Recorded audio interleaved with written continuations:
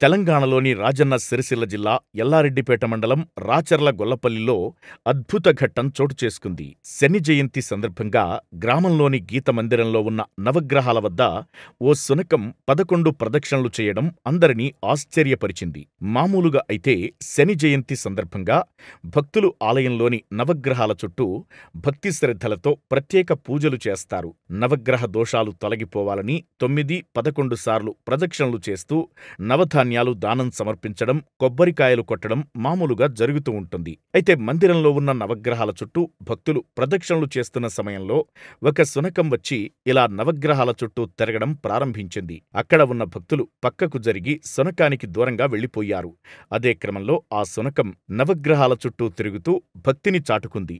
దీంతో అక్కడ ఉన్న భక్తులకు సర్వత్రా ఆసక్తిని కలిగించింది.